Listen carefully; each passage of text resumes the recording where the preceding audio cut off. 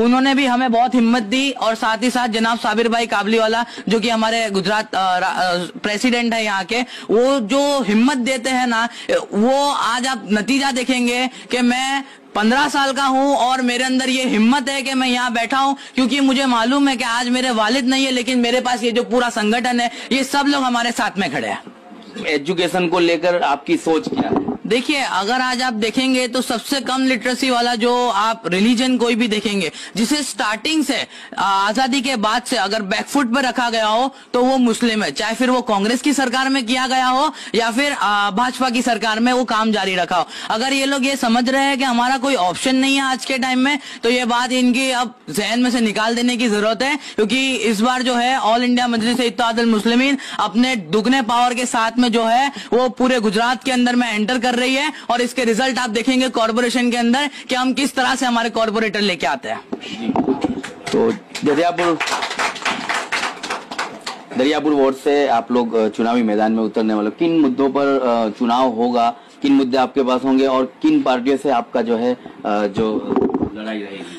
देखिए, हम तो किसी भी पार्टी को कुछ भी नहीं मानते हैं जब तक हमारे साथ में एएमआईएम खड़ी है। हमारे लिए जो है वो सब कुछ ऑल इंडिया मजलिस इत्तेहादुल मुस्लिमीन है, और हम लोगों का काम करने में मानते हैं। अब लोग जो हमारे पास मुद्दे लेके आएंगे, हम उन मुद्दे को हमारा मुद्दा बना के इलेक्शन लड़ेंगे।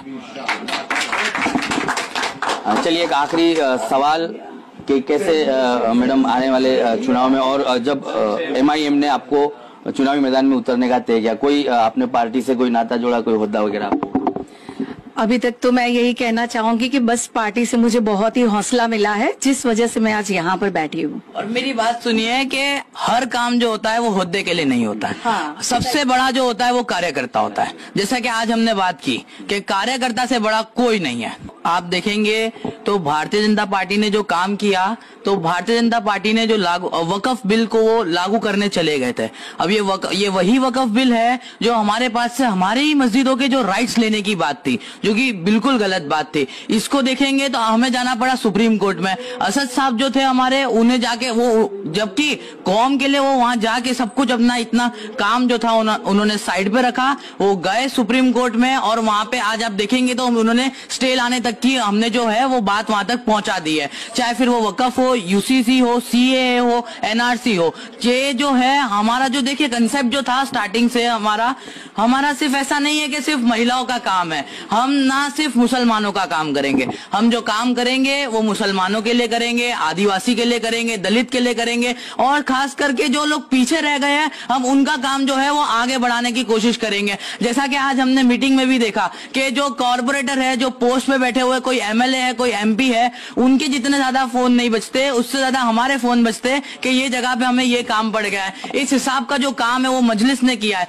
और जो हिम्मत हमें मिली वो मुझे तो मेरे वालिद से भी मिली। हमारे सलीम अजमेरी साहब है, यहाँ के अहमदाबाद शहर के प्रमुख है। एक और बात बताना चाहूंगा कि एक बारिश जो है ना वो सड़कों का हाल बयां कर देती है।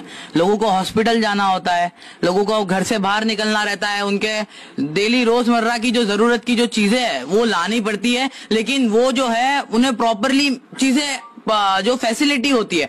जबकि आप कहीं हिंदू डोमिनेटिंग एरिया में जाके देखेंगे तो वहां पे आपको सारी चीजें परफेक्ट मिल जाएंगी। वोट लेने के लिए कांग्रेस जब आएगी तब वो ये कहेगी कि आप हमको वोट दो वरना तो भाजपा आ जाएगी। ये सिर्फ भाजपा बोलेगी कि हमको वोट दो वरना वो लोग आ जाएंगे। ये जो खेल चल रहा है ना, ये जो इन दोनों का मतलब इलू इलू जो चलता रहता है ना, इसे हमें खत्म करने की जरूरत है। और अब ये बात भूल जाओ कि इन लोगों का कोई ऑप्शन नहीं है। हम लोग पूरी पावर से इस बार आ रहे हैं।